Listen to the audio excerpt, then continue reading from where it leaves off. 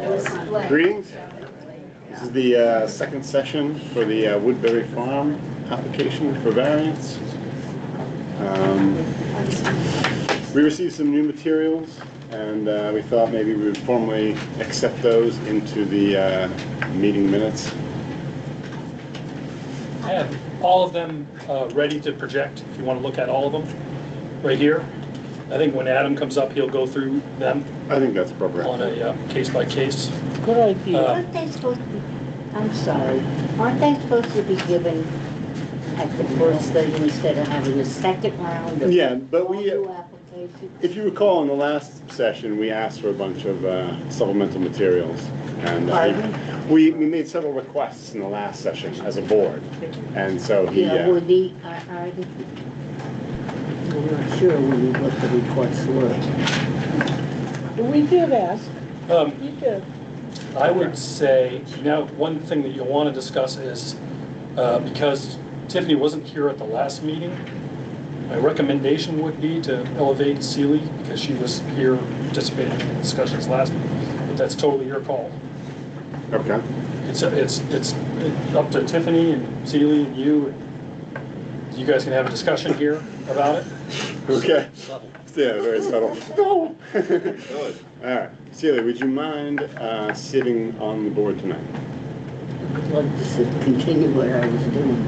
Great. All right. So the board formally recognizes Celia as a member tonight.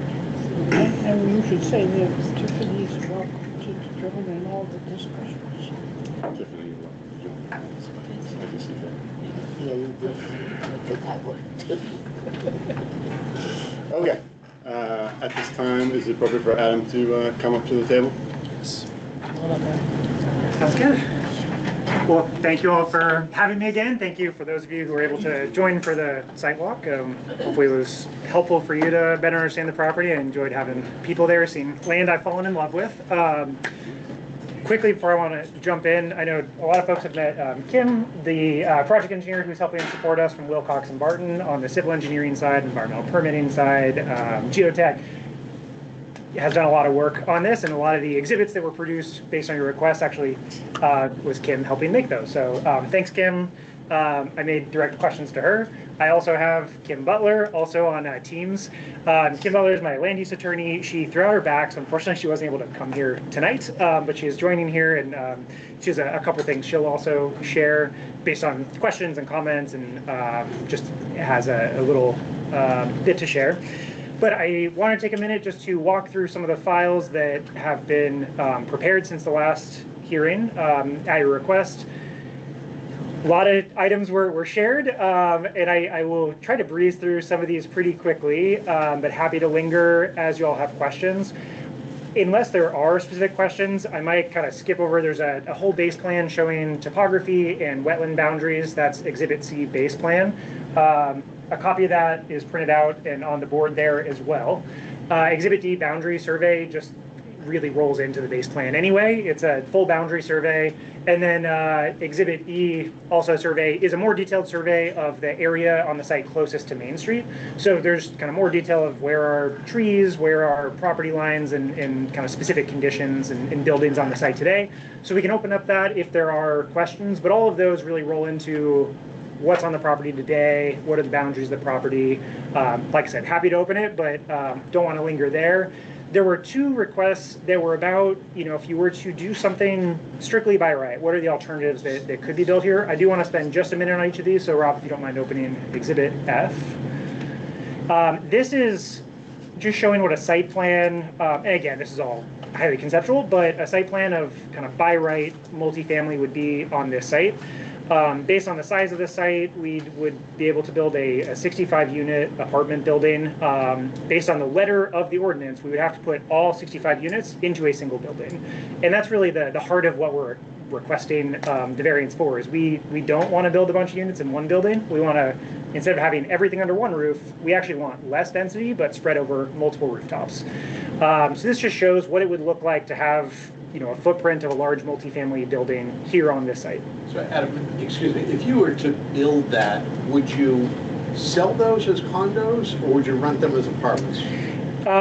not something we've really dug into. I mean, both, we could do either.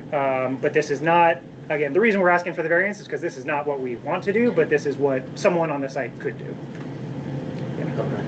Sorry, I know I gave you a bit of a non-answer there. It's just, we haven't like really, this is not the plan that we've put a lot of thought into, but it was a request to show what this would look like. And that's purely why we're providing it. Yeah, and it's not your business model to build something to rent. This is not, yeah, we would much rather have things to sell to people and offer homeownership opportunities. Correct. Thank you. The other exhibit that we created on request was what it would look like to do a conventional subdivision. And Rob, I believe that is exhibit file number 6. And so kind of same thing. This is just meant to visualize what it would look like to do a more conventional subdivision on the site with oh, yes. And so this is kind of a conventional subdivision. Most of the lots are drawn to the allowable lot size. Several of the lots are notably much larger. I think anywhere from like half an acre to maybe 3/4 of an acre, especially on the back area of the parcel. But this would be a more conventional subdivision approach to this same site. This, however, would necessitate knocking down all those trees. And that's the same thing. We don't want to go with this approach, but it's purely at the request of this board. We wanted to share what an approach like this might look like on this site. So, Adam, I apologize. I'm probably gonna have a lot of questions tonight. I'll tell you. No, please. I'll just try to learn. While you would not need the variance that you're currently applying for, with either of these two options that you just presented, you would still need special exception for the wetlands. Is that correct? Yes, we would still need a special exception for that kind of limited wetland crossing that we have that we saw on the site. Yes, correct. Okay. The multifamily we would not. Is there anything else in your mind that you would need to do these two options? A lot of money to build a big road. And that's a part of it, is doing a subdivision like this. The infrastructure is much more expensive, and the homes you'd build would be far more expensive because of the cost of that infrastructure just to put in that road. So your margins go south? I would say the purchase price goes way up. I think there's just, like, what we've proposed right now is frankly pretty slim margin, but this would be, we would need to make it up by just having a much more expensive home we sell. It would be much more out of character with the neighborhood. Yeah. Yes, If please. you did this, what would happen to the bees and the garden and that gorgeous maple tree? The bees in the garden would have a road running through them. I mean, the road could be adjusted. And again, keep in mind, this is purely illustrative. We didn't spend a lot of time negotiating those things to illustrate it, because this is not what we want to do. But I would say that this would be far more impactful on the mature trees on the property that we saw. Some of those, like the big maple tree, would probably be right where a house would have to go in this diagram. But again, this is not what we want to build. I want to really underscore that neither of these were prepared at your request, not because I want this. Can I ask a question? Sorry, Please. I wasn't Yeah, able to yeah, make the site absolutely. visit, but I looked at the maps and trying to get a sense of like where that Yes. special exception wetland is. Is that just to the right and above the semicircle? Yeah, let me, Right there, okay. it's right here, and really the only reason, so there's kind of two wetland crossing points. One of them is a drainage channel. It actually already has a culvert in place. It's, as anyone that walked over it knows, it's a culvert that's not in great shape, but basically there already is a crossing in place. We would relocate it and improve that crossing, but the crossing does already exist today. And then this, unfortunately, with the cemetery that we're abutting, there's a protected area for cemeteries that's far broader than what zoning would require in the ordinance. And so at a state level, we can't touch ground within 25 feet of the cemetery, and that's really why that wetland impact is there. The actual, to my knowledge, the burial ground area of the cemetery is further in this direction, and where we'd be impacting the wetland is nowhere near an actual potential grave site. So there could be an opportunity, and this is, I'm throwing out possibilities, I really shouldn't even be commenting on it, because outside of the scope here, but we're gonna explore if there's a way that we can actually have no wetland impact there at all, but it'll require some kind of legal nuance that we have to explore, and we have not explored that yet. But that is the wetland area right here that's kind of shaded in, and we'll be clipping the top edge of that, really just because of the setback from the cemetery. And just a follow-up question to that, because it seemed like a lot of time was spent at the last meeting on wastewater runoff and the wetlands. Yes. With this particular design, it looks to me like more road. Would that also increase the runoff in this design versus the multi-family design? Yeah, great question. The answer is kind of no, in the sense that at the state level, if you're building something, you have to go through a process where you're going to have engineers evaluating how you're managing stormwater on site. So whatever impact we create, we have to also then mitigate. So in theory, if we build this, we have to have the same 0 level of stormwater impact to the neighbors as we would if we just did the multifamily. Now, the stormwater infrastructure we'd create would be much simpler and cheaper because it's a smaller footprint. But in either case, we actually are basically required to not have an impact on anyone. This came up in the last session. Actually, Dan, it's a great question on your part. I'm glad you flagged it for me. The Mascoma Lake Watershed-Based Management Plan. I read through that since the last meeting, which was nice. And one of the priority items that actually it lists as a high priority action item for the town of Enfield is on Main Street, right at this location. Sorry, I'll jump up again. And this is actually brought up by a lot of you that, hey, at peak runoff times, we had flooding on Main Street. That was one of the things that was called out in the management plan. And its recommendation is things should be built nearby that would capture peak runoff water and kind of slow down that peak runoff. Which is actually, by developing the site, exactly what we would have to build to get our permit from the state to do this. And so by building, we'll actually be tackling one of the high priority items that the watershed management plan requests of Enfield. I'm sorry, but what does it request? There's a few things that it says, and I'm sure we can pull it up. I have it on my computer. I don't think anybody here has seen that. Yeah, I've seen it. So they're going to present to the entire town. Okay. Excuse me, one second. To the select board on August 3rd. Okay. FB Environmental, the company that was charged with doing the watershed management plan. So I'd encourage everybody to attend and listen and ask questions August 3rd. It's thick. It's very comprehensive. Okay. Yeah. It's a really good You'd like document. it. FB Environmental. Forrest Bell. Oh, sorry. No, thank you. Great question. Was that okay? Yeah, thank Okay. you. Yeah. Any other questions on this before we keep rolling? Keep going. Okay. We'll keep going. Oh boy, what else do I have in here? Okay. Actually, if you don't, Rob, if you don't mind pulling that up really quickly, we did submit the Exhibit H there that your mouse is on. We submitted a request to New Hampshire DES, came over here, did, just to do a check on the ecology and, you know, if the state is aware of any sensitive ecology we'd be impacting with our project. This is just a letter from New Hampshire Department of Environmental Services saying, no, to our knowledge, there's no, you know, particularly sensitive ecology you would impact with this project. Excuse me, how many homes were proposed when they did this analysis and wrote this letter? That was submitted to NHDES after the last zoning hearing. So what we've prepared, it is the current, exactly what you have in front of you. Okay, so it wasn't when it was just 18 homes, it's No. the whole 38. Yeah, I think the letter's probably dated that it was from June 10th that it was Okay. submitted. So that was actually since the last hearing. So that new parcel 34-40.2 was in there? It was, Okay, correct. thank you. Yep.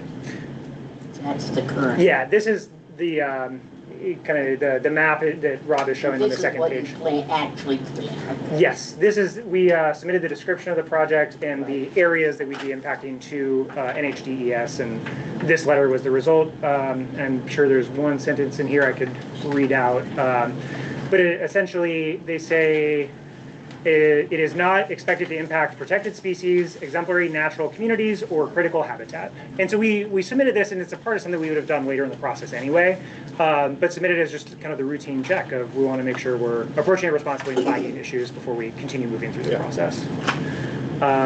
Rob, back to the list. Thanks for manning the computer. A thankless job. Wetlands.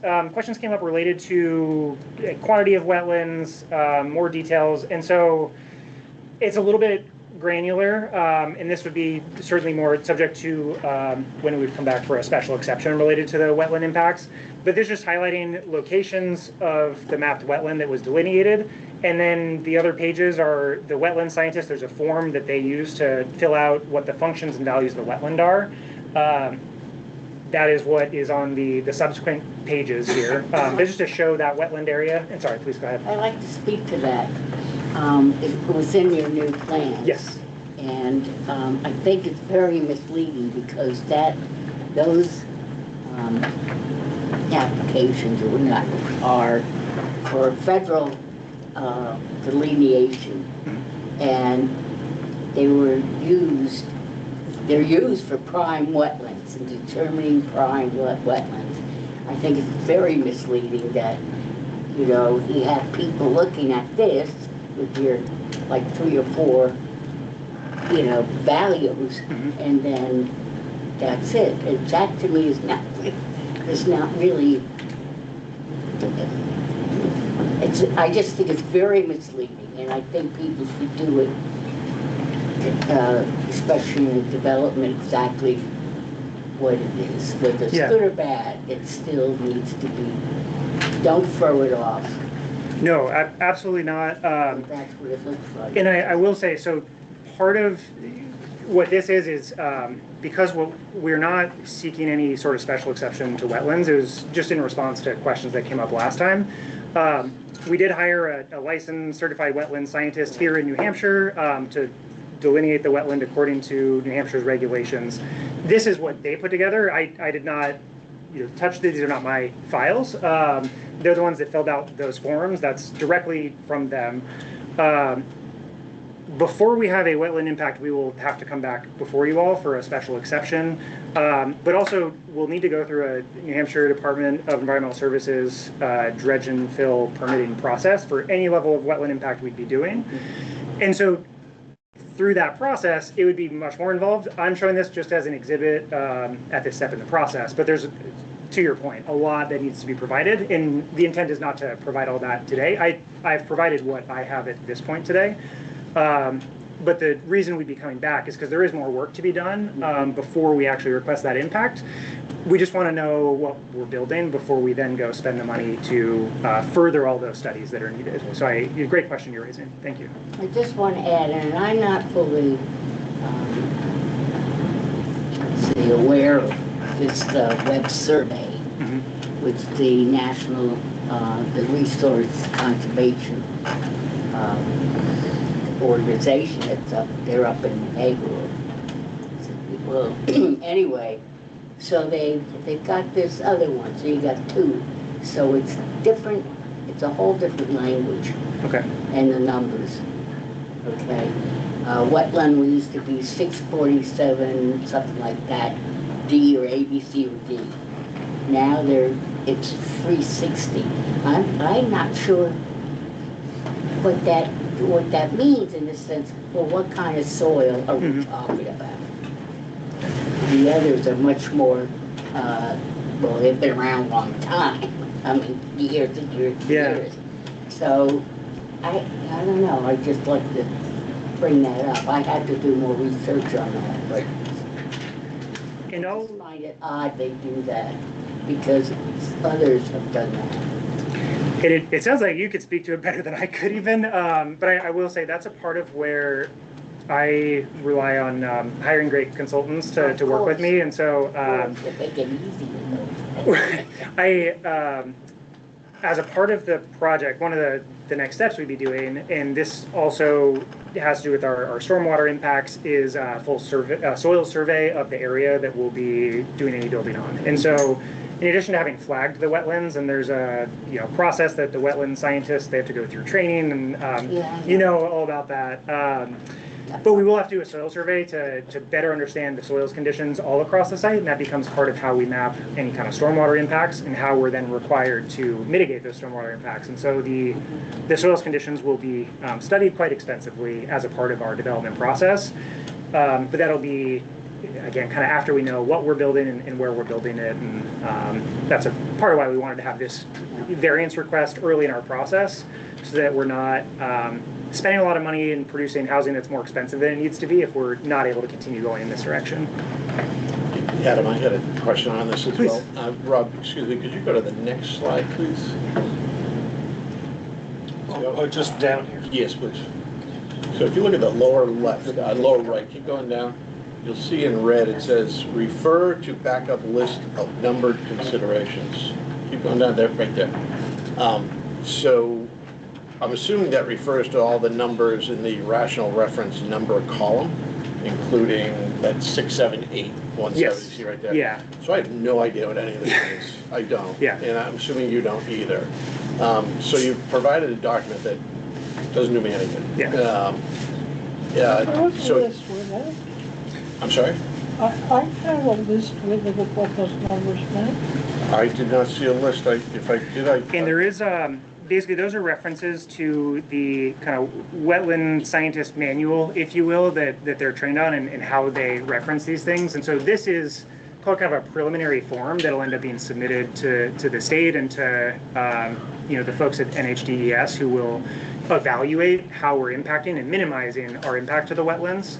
And so this is really, frankly, meant for experts, of which I am not one, to be able to understand what kind of impact we would be having. Okay. So I'll admit, I don't know what all the numbers That's are. right. So I don't either, but at some point, Yeah. if you want us to try to get something from this, you're gonna have Yes. to give us a little bit, the key, if Yes. you will. Also, the question is, it's dated 4/15/26. Was this with the old proposal, or is this the new proposal? New proposal, and I think I mentioned some of the written supplement that I'd sent over, though I admit it was quite long. We did an initial wetland delineation in, I think it was probably October of 2025, and then we brought her back, our wetland scientist, in April, basically during peak runoff. Actually, she was kind of annoyed it was so early. She didn't think she'd be doing any delineation until water had subsided further. And so this was the result of that work, and really our site planning happened in response to her flagging. We had concepts and ideas, but what you see in front of you was produced after her work was done. And so it did include 32-40.2. We did not, unfortunately, and I mentioned this in some of my written supplement, that we haven't completed our wetland delineation on how that wetland area really caps on that site. So that is something we need to do, and intentionally part of why we're not here for a wetland special exception at this time. Okay, and then there's one further point in this document, and I'll get off of this one. No, please. I think it's interesting to note, it does say wetland is within a mapped wildlife corridor according to the WAP. I don't know what a WAP is, but as we're putting together our facts for the case, the fact that there is a wildlife corridor running through the wetland, I think is important. Noted. I can explore that further before we come back for a special exception on the wetlands. Absolutely. Any other questions on this before we keep rolling? Okay. Rob, could we go to the next one? Thank you. I know a lot of documents. Yeah, if we don't mind opening this really quickly, and this was just, I found it kind of interesting, but what I did, and I went through GIS and the town's tax cards, and just did kind of my own survey, if you will, of all the properties in this area in the map, and highlighted kind of acreage, gross livable area according to property card, and a couple other things like whether it was on water and sewer or not. Highlighted where there's multifamily buildings. Again, all data is coming right from property card, so some of it might be accurate, some of it might be a little inaccurate, but I think directionally likely correct, but it is the town's data, not mine. And so the reason I did this was just to highlight, as I've shared, what I'm proposing to do is build homes approximately 1,000 to 1,500-1,600 square feet. I was actually kind of surprised that that's fairly right in line with the average home that's in this area of town. And for what I'm building on municipal water and sewer, the average lot size around here in this area served by municipal water and sewer is half an acre. I know just over half an acre. Comments were brought up last time about the average acreage of parcels in Enfield being closer to 5 acres. So I just wanted to provide a little additional data on, while the average across the town is certainly larger, in this area, the lots range in size from less than 1/10 of an acre to I mean, I think the largest actually, it might not be my site, but the largest on water and sewer is my site at 16.42 acres. So the list of lots I have after that is, again, just data from the town. Nothing in particular I wanted to highlight there, but really just the light analysis of what I'm hoping to build is actually in a lot of ways, for size-wise of the physical structures, somewhat in line with what exists in this neighborhood today. And that there's a lot of variety in properties. There are several properties that have more than one principal building as it would be defined today. So effectively a non-conforming lot that's been grandfathered in, but kind of what I'm requesting a variance for exists already in this neighborhood. And then Rob, if you don't mind opening up file number 1, I mean, happy to flip through this. It's very quantitative, just numbers. We can reference back to it if it's helpful, but just providing it as an exhibit. Where was it? I think it's the top file, number 1. Yeah. And then just wanted to flip through this briefly. This highlights kind of a supplemental language we put together related to the 5 variance criteria, specifically a little bit more legal language on what's the relevant cases and how have the courts interpreted things, just as a way to share with you how we're thinking about it, both from a site planning perspective, which is, I think, really what we've shared in the first round, but also how we think about how the courts have interpreted this in the past. And I do have my land use attorney on. I'm going to tap her in just a second to share a bit, but I do want to flip through this really quickly. And there's kind of 2 things I have in this file. And Rob, if you don't mind scrolling down a little bit, there's kind of an Exhibit A. I'm not going to spend too much time on each of these. I mean, I do have a printout of these specific pages for you. But a few things that we've really thought about from the legal side of things as it relates to the variance application is, one, the unique characteristics of our site, which I've highlighted a couple of times, the fact that the site runs not quite, but almost 2,000 feet from end to end, and at different points there's a really tight kind of choke point of, in some cases, less than 125 feet of buildable area. These are kind of the unique circumstances of a lot that would count as special conditions to the courts, and there's kind of legal precedence for these conditions being considered special conditions. That's one of the things that's required in a finding of hardship, but one of the things that's very important on this site, and how if we literally apply the ordinance as written to the site, you end up with kind of a perverse outcome that I certainly don't want, but I think others also wouldn't like to see, that is less out of character with the site.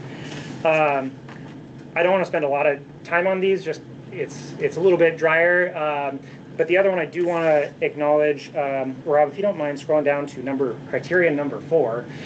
I was asked to get a local appraiser to kind of weigh in on it. I contacted many local appraisers the day after the last hearing, spoke with a number of them. Within the time between that hearing and this hearing, I was unable to find someone that had available time. The ones I spoke to were a combination of on sabbatical, kind of retired with a limited list of clients that they continue to work with, or frankly kind of too busy to take on work on this timeline. And so I did fail to procure that which was requested. I'm just acknowledging that, and I guess respectfully falling back on the letter that I've furnished before from Vanessa, who I think is one of the most qualified brokers here in Enfield to weigh in on a topic like that. It's actually her brokerage that listed the property I bought, which is one of the few properties that's actually transacted in this neighborhood in recent years, but someone I think highly of. And so I, in the absence of being able to furnish exactly what you requested, just kind of respectfully fall back on what I have provided, and that the state has not found that it is required to provide a letter from appraiser, but you all are able to use your judgment in weighing these things, and I apologize for not being able to furnish that. And I have a couple things to say, but I will kind of tap in my land use attorney to offer a few thoughts as well. And so, Kim, I'll pass it off to you. Thank you. Okay. All right. Good evening, all, and thank you so much for your time and for letting me attend remotely tonight. And as Adam's mentioned, he has a lot of information in that supplemental memo. I don't want to go through all of that. What I'd rather do is just focus on a couple of highlighted points. As you all know from doing this work, the variance process allows you all to balance the strict language of the zoning regulation against uniquely situated properties. And I like how the New Hampshire Supreme Court once said it is, you know, variances are included in the ordinance to prevent the ordinance from becoming confiscatory or unduly oppressive with respect to a particular property. So, in particular, I wanted to highlight the third and the fifth criteria in the variance consideration. The third being that the variance is focused on achieving substantial justice, and the fifth being that if you have literal enforcement, the ordinance would result in an unnecessary hardship. So we're seeking to avoid that. So as we know, in the case of Woodbury Farms, we're not looking at a use variance. This is a use that is allowed within this district. And, you know, 2007 case before the New Hampshire Supreme Court had some very helpful languages that basically said if the proposed project is presumed to be reasonable, if it's a permitted use under the applicable zoning ordinance, and then if the use is allowed, a variance can't be denied just because there's disagreement with the proposed use of the property. So here, where you're focused on, and Adam's request is about the ability to have multiple principal buildings on one single large property.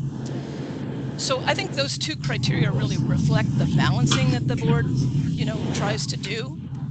And I like the New Hampshire Office of State Planning put it well in a handbook they created some years ago. But when it talks about substantial justice, you know, they said perhaps the only guiding rule in this regard is that any loss to the individual, to the developer, that is not outweighed by a gain to the general public is deemed an injustice. And I think that's helpful in this regard because, you know, within the statute and with your regulations, when you're looking at that fair and substantial relationship between the general public purpose of the ordinance and the specific application, you're trying to make that balancing and make sure that the decision you make has that fair and substantial relationship. So as Adam touched on in the earlier discussions, the zoning regulations would allow him to create the same number of housing units, each located potentially either on a smaller lot or in one large apartment style building. When we think about what I would call traditional single family housing development, that rule makes sense. The one principal building on a lot makes sense because you don't want the lot overbuilt. You don't want to have different things going on in a single lot. So you have one house, etc. But by contrast here, we have a large lot with a proposed cottage style development where the very purpose of that style and that arrangement is to create well-spaced and well-located housing that then allows for preservation of open spaces, preservation of green spaces, as Adam noted before, no need to take down large mature trees. And so I think that, you know, as I look at it, the key questions seem to be, is there really gain to the general public in denying a variance here that would allow multiple buildings on this large lot? And does that outweigh Adam's loss of the ability to develop the land in the fashion he's proposed? And also, again, is there a fair and substantial relationship between that one building per lot limitation, which is aimed at protecting the community, when you apply it specifically to this property? So, to my mind, a variance for the property and this proposed development is supported because I think the spirit of the zoning ordinance, which is aimed at having logical, not overbuilt development on a lot, is met here. You've got the proposed, you know, cottage and court style of development, creates a nice pocket neighborhood, if you will, rather than, as Adam showed before, housing stretched out over the entire property or one big building. I also, you know, I feel like, you know, there's really no gain to the general public in denying the variance in this case, because I actually think could be a detriment with a denial, because you've seen the alternatives. The, one big building, lots of houses on small lots. And I don't feel that really serves, the public interest necessarily, by contrast to the development that Adam has proposed. So just with those general thoughts in mind about the balancing that you all have to do, I appreciate your time, and I'll turn it back over to Adam at this point. Thanks so much for hopping on, Kim. And I promise Kim and I did not coordinate to wear matching shirts today. Oh, purely accidental. Yeah, great minds think alike. Yeah, That's right. Anyone else? No. Maybe one thing I'll just kind of underscore that Kim highlighted, and it was in some of the supplemental language I provided, but one of the, I think, hardest things to wrestle with here is the idea of unnecessary hardship, and like, what does unnecessary hardship mean? How do the courts rule it? Where do you all step in? And at the end of the day, you all have a lot of latitude to decide these things how you think is appropriate in your town, and we're hugely respectful of that. And so if it means there's conditions placed on an approval, great. If you don't feel we meet these criteria, we completely respect that.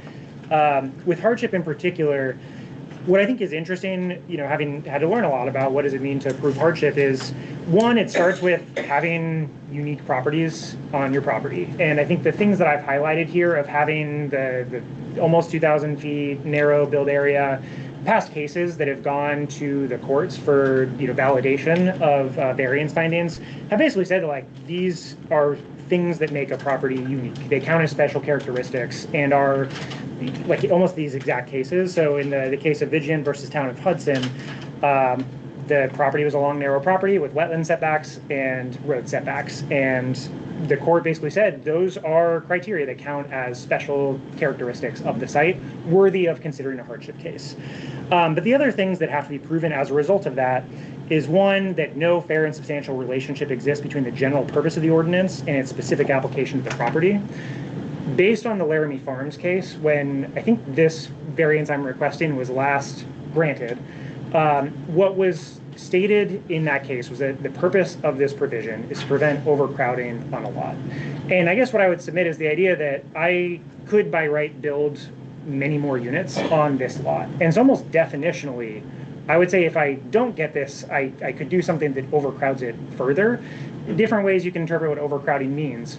But if I'm thinking about this provision and what it means for hardship, no fair and substantial relationship exists between the purpose of the ordinance, not overcrowding, and its application to this property, 65-unit apartment building. What I'm proposing is ultimately less dense than what I would have to, not have to build, but what the provision would require if I was to put all of this in one building. And so I feel that this provision specifically I'm requesting a variance for is kind of disconnected from the spirit of the ordinance in this case because of the special conditions of my property. And then kind of a subtle point that Kim mentioned, the proposed use is a reasonable one. The fact that everything I am proposing to build is something that is allowed by right in this district inherently from the courts means that it is a reasonable use. And hardship's a tricky thing. A lot of these are tricky, and you all have, I think, a really challenging conversation ahead of you to weigh based on what does a town vote mean related to zoning. And so I don't envy the position you're in, but on that point in particular, since it's a very nuanced topic, my own feeling is that the spirit of the ordinance is actually best met through granting this variance rather than denying it. And I think that based on hardship, it's not, did I buy the property know any of these conditions? That's not it. It has nothing to do with me. It's all about the land and what's allowed on the land. I'm not a part of that consideration. And so because it's such a nuanced one, I just want to underscore what Kim had already highlighted there. But again, I know you all are going to have a challenging conversation ahead of you all. The last thing I wanted to flip through briefly, Rob, which is back to that same document, there were a number of questions that came up, kind of common topics and common questions that were posed. And so I answered a number of these in here in a written way so everyone can see it and it goes on the record. A few of these that I wanted to highlight in particular, and I don't think we're all best served by having me read any of this out loud, is one, a common concern of folks was access and use of SU lane. The only reason that is shown in there is purely because I think that might come up from the fire department as a matter of safety. Should the fire department say, nope, you don't need that because there's plenty of room to do like a 3-point turn with a truck, it's gone. No problem at all. The idea is purely for emergency access, for emergency services. We won't be sending construction traffic down, resident traffic down. That is the only reason it is there. I would love to get rid of the kind of gated access as shown, but I'm reserving that in here as shown based on deeded access that comes with the land to access the private drive, and my very limited use of that purely for public safety. But I know that's really important to people, and that's something that really, if the fire department's okay with it, it's gone. Completely, no problem. I think better outcome for all. A few of the others, I already kind of highlighted them. Stormwater came up quite a few times and concerns about runoff and additional runoff. As I mentioned, by developing this site, we'll actually be implementing some of the engineered systems that would improve that situation. And into the watershed-based management plan in particular, we'd basically be tackling one of the high priority items that's requested of the town through the development of this site that can prevent some of the future flooding and extra runoff into the watershed itself. So I found that was interesting, really great document you shared. So I appreciate you pointing me to that before it was even shared with the board. Night sky. I know folks had offered concern about night sky. I love night skies, and so I completely respect the concern about night skies. What I'll say is there's in development a series of standards for dark sky certifications, and I've built dark sky communities and love the idea of doing that. It used to be something that was kind of hard to do. You had to work really hard to accommodate that and protect the night sky. Now it's much easier, and so because that's what I want to do, I would love to like make this a dark sky community. And I'm just saying that I hear the concern and want to do everything I can to kind of accommodate the dark sky criteria and protect the night sky, because I think it's really special and really incredible here in Enfield. Let me see. Many of these others are, I don't want to say kind of kicking the can down the road, and that's not how I would want to do anything. I want to really fairly respond to any of the questions, but a number of the questions that came up are, really great questions, really great concerns, and things that we're going to have to really prove to experts in that field before we can get a permit to do anything. So traffic impacts, we're going to have to, because Main Street is under state jurisdiction, we're going to have to go and get a driveway permit from the state. So they have professional engineers with the state. They're going to evaluate our traffic impacts, make sure that it's appropriate, it's safe. The location that we're accessing is actually quite a good location because of the kind of rail trail underpass. Traffic in this location is generally fairly slow. We have really good sight lines. So it actually makes it a great location to have some additional traffic come onto Main Street, but it'll all be evaluated by experts. And you might notice around town, there's little strips in some of the roads. I don't actually know who's doing the transportation or the traffic study right now, but some other developer is doing a traffic study. I'm guessing it's Laramie Farms, but that's kind of what you have to do. We have to go through a rigorous study and make sure that we're creating a safe environment with any new traffic we'll be generating. But each step of this process will have a lot of scrutiny on it, and what I want to build is something great that I'll be proud of, that the neighbors will love to welcome new neighbors. Any of the questions and concerns that have been voiced are, I think, really great questions and concerns, and are going to help us adjust course and produce something ultimately better. And I think, having talked with a lot of the neighbors, what's been incredible is hearing all the stories that people have of growing up in this neighborhood, of never leaving because they love it so much, of the quiet that they experience, the walks, the recreation, be able to walk to the lake, walking into the woods, carving your name into the old beech tree, which unfortunately has fallen down. I wish it was still there, because I wish I could see it, because I've heard stories from many people about the beech tree. But these are things I think are so special, and that's a part of why I love doing what I do, which is creating new homes for new families that can enjoy some of these same things that many of you got to enjoy growing up in this town. And that's really why I'm here, is, one way or the other, I'd love to contribute some additional housing in this location. And I'm trying to do it in a way that I'm, really excited about. But at the end of the day, I have this variance before you all because I'm asking permission to break one of the rules of the ordinance. And I'm respectful of whatever decision you all reach on that topic. And I've been talking far too long, so I will pass it back to you all. But I appreciate you offering me the time to present more information and share more. Thank you, Adam. Yes, Susan, you have a question for Adam? I think people think it's going to happen in 6 months. How long will it take to get this from what it is now to a finished project? 1 year, 2 years, 3 years? The idea would be it would be built incrementally over time in a couple of phases. So likely a few years. It depends how, like what we would do is build like a first phase, which I think that's actually drawn on this map of what would a first phase be. Yeah. And I'll Over just kinda, there. yeah, for the purposes of everyone, and don't mind my exposed ankles here from my boots and pants. This would be phase one, and it's really designed so we would build, much of the area up to the wetlands. We're not touching any wetlands in phase one. We're building the area closest to Main Street. When we then extend into, phase two, that's when we'd be building over here. We'd have to have the wetland crossing, and we build more homes then. So we phased it so that we can kind of phase the infrastructure cost, which is really important. If we fund too much infrastructure cost right up front, it actually adds cost to the home because we have to spend more money up front that then has to be paid back later. And so by trying to phase it thoughtfully over time, we think will accommodate overall like a better price point for people who want to live in this community. We'll be a little bit more thoughtful in how we can approach it. But it really depends on, hey, if we have these for sale and they all sell out really quickly, we'd move through to the next phase faster. So it depends upon how reception by the market is. And so it's a great question, one that I'll say kind of time will tell, but it would be a couple of years to build this all out. A couple of years. Yes. Thank you very much, because you look at it and you think, right now? Yeah, absolutely. And Surely, it isn't right now, it's.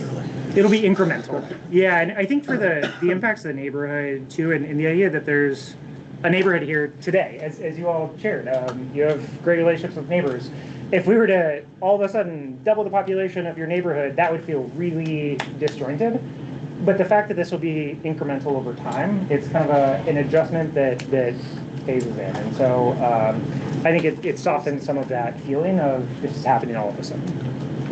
Do you have a notion of how many children this might add to the school? That was one of the questions that came up for Laramie Farms, and that was like 14 kids. I don't at this time. Some of how, I think what Laramie did is look at some of the demographics in the area and apply certain standards. So at this time, I'm not completely sure how many kids we would have in it. And I mean, like legally speaking, anyone can buy any home, so it's not like we're building and selling a home to a family or someone without a family.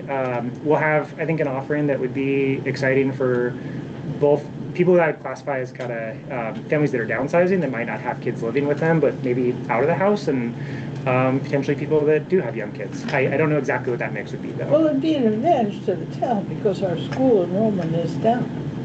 It is, yes. I've heard the school would like to have more kids in it. Now, I hear that secondhand, but yes. And this would be a way to get a few more, maybe? I will say this property had, over the last 10 years or so, there's been, the previous owner rented out the residences on the property. And so over that time, there's been a number of families that lived on the site already. They had kids. The kids were in the village school. I don't think they'd made it past the village school, but they were in the village school. And I think that also one of the concerns that was floated about the cemetery in particular is, kids breaking into the cemetery. I have reached out to them. We're planning on connecting further about their concerns directly. And I think for those that were at the site walk, you saw much of the site has a kind of mature boundary, barbed wire. There's places we could improve it.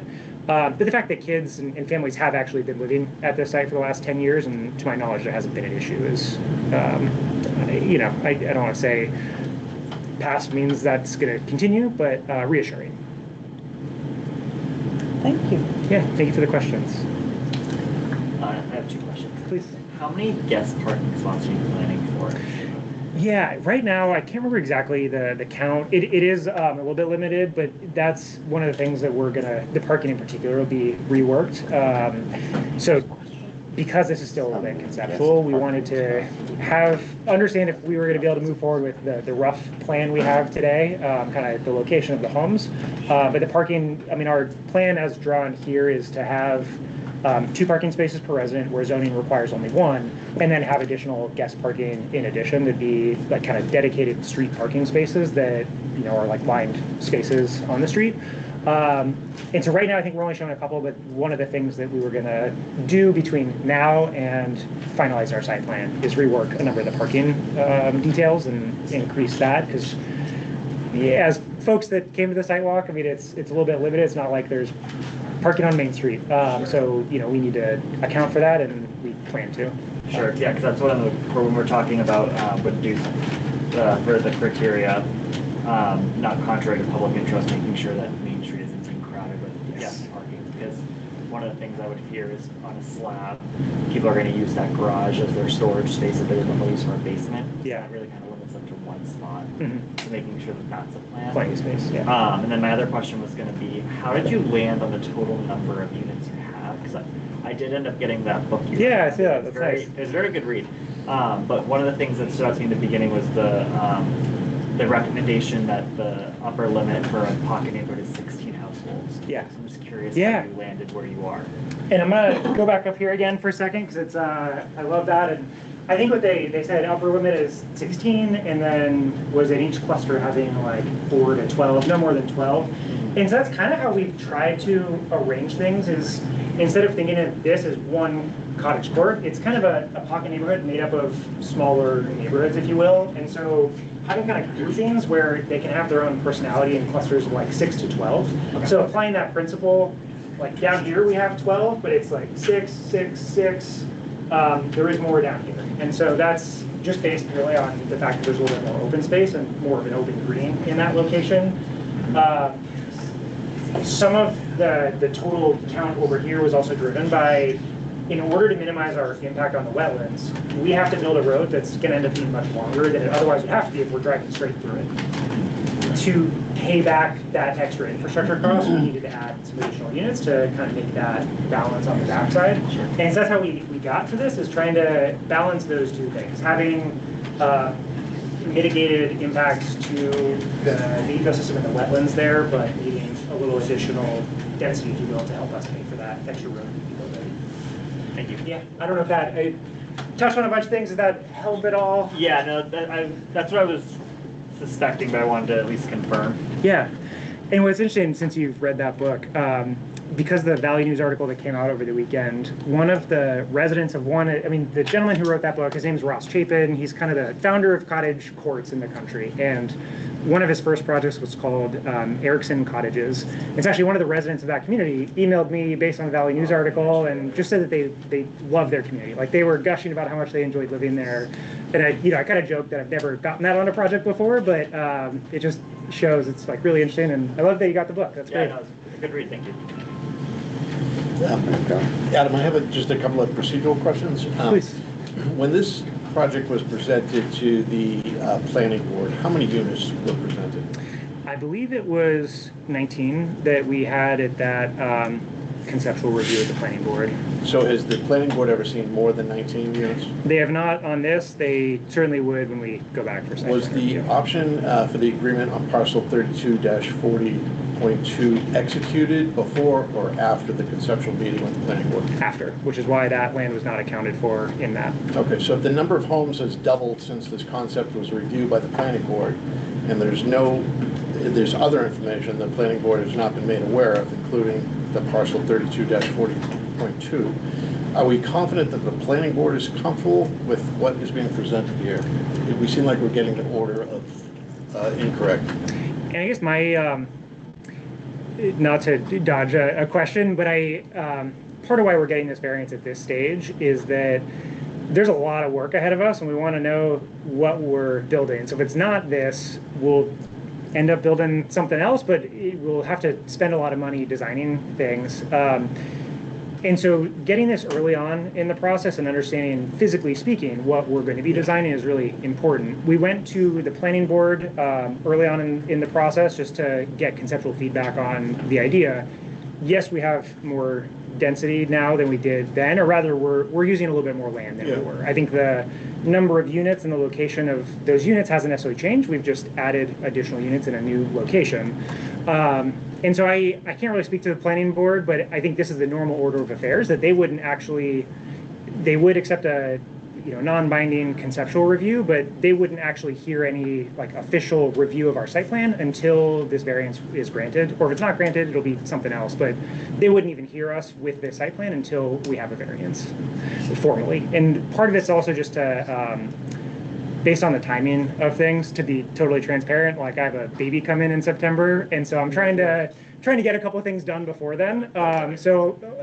To be frank, a little bit driven by that I wanted to come before you all so that I had time to do this right. Otherwise, I don't know when I'd be Most back. importantly, congratulations. Thank you. So just the responsibilities is planning board is looking at 30,000 feet strategic. Yes. We're looking at where the rubber hits the road, Mhm. and are you following the ordinances? And if you're not, are there good reasons not to that we grant variance for? Yeah. Where the project has more than doubled in scope since you went to the planning board, and where you now have a whole new piece of property attached here, Mr. Chair, I'd ask you to consider going back to the planning board and saying, are you guys good with this project? This is not the same project that you presented them. I think he's made clear that he would like to have this variance in hand before he returns to the planning board.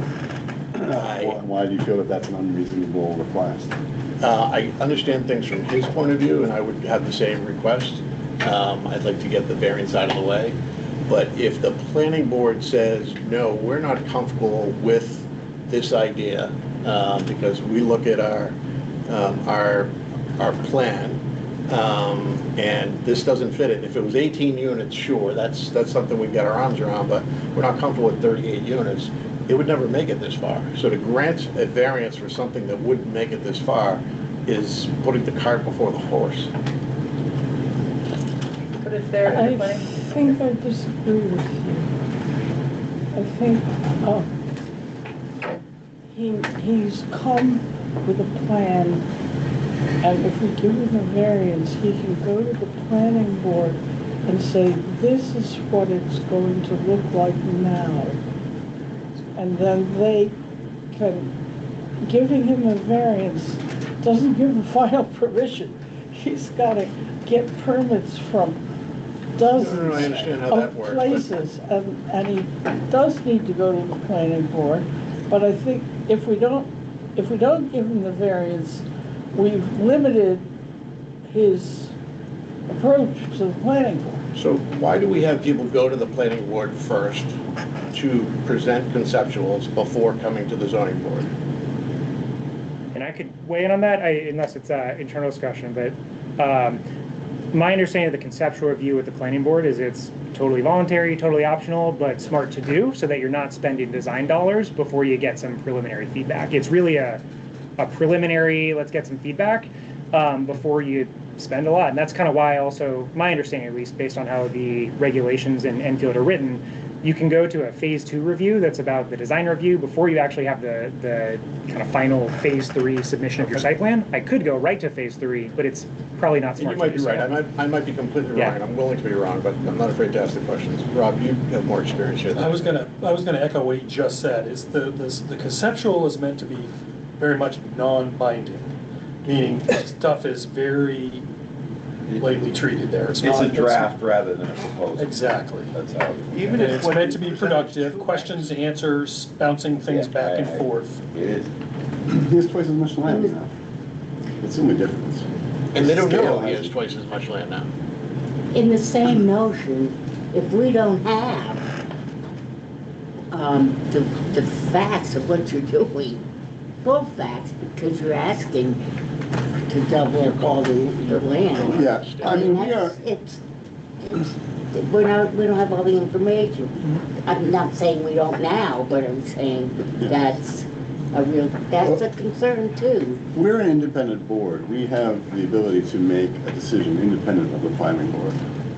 We are not beholden to them, and their action is not necessarily tied to ours, so I feel like we can review this information that we've been provided independently and make our decision, and then the planning board can use that as they see fit. Jessica, did you have a comment, or has it been addressed by? It's been addressed. What we've done here was give the planning board a lot My more question was information. I'm sorry, Susan, I wasn't listening. What we do here, we give the planning board a lot more information to work with. That's one of the reasons you come to the zoning board first, You don't come to the because board we first, you're get planning. more detailed information than the planning board He gets. doesn't have to go to the planning board with a conceptual. No, yeah. That's not a requirement. I did That's not more of a agree. courtesy. I did not appreciate that point. I thought it was a requirement that they go to the planning board first. And my thinking was what they presented to the planning board is not what's now being presented. So based on the chair not wanting to do this and your clarification, I'll stand down. Thank you for your concern. You go ahead, I know you No, want to say something, no, I've got something. I'm all set, my question was answered. Oh, okay. I wanna stop this for a second. And I've thought a lot about this, but I've read everything. And I've gone through the purpose of the zoning ordinance. And this kind of development is not favored in the zoning ordinance. I'm saying that it's in an area that's just totally residential and some farm. And the people that surround this area, the whole area, is people have been there a long time, and it is not historical. It's constantly said that this is historical, and it's not. You know, this is a regular residential area, and our zoning ordinance does not think they should take and put in town a development like this of condominiums that we've been told are going to cost $500,000, and what this town needs is workforce housing, and we don't see any of that coming in. So that's one thing, but I want to prevent the overcrowding of land. We are overcrowding this land. That is not the purpose. To avoid undue concentration of population. Okay, that's a lot of people who sit right there. Even if you have your building, I don't know if that would happen. And the proper use of the natural resources and other public requirements. And that would be anything from the wetlands to going out in Main Street with all your cars and everything. That's something else. And then increase in other things with the traffic and so on and so forth. But I do, and there's also, that's the first section of the zoning ordinance. And a couple of paragraphs later talks about keeping the natural environment. This is totally covering up whatever's natural there. It really is. I like what they're doing, but not where it is, you know? And I think that's pretty great. But I also think that our zoning ordinance does not support this kind of development. It doesn't, all through the whole thing. You have to look at different, the stuff, the value, what it does to all the neighbors. It takes their whole environment and takes it away. That's not. And as far as you're talking about values of homes, well, the people's values are going to go down. They're not going to, I don't believe that for a minute when I read that. And I don't think it's right also to have somebody from town do that. Because they'll make money on it. They'll be selling it, And the other thing is a master plan. You've talked a lot about the master plan in here. I worked on that master plan.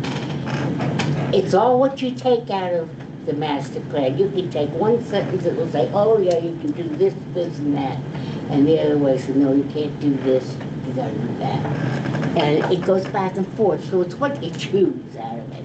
And I do know being part of the land use,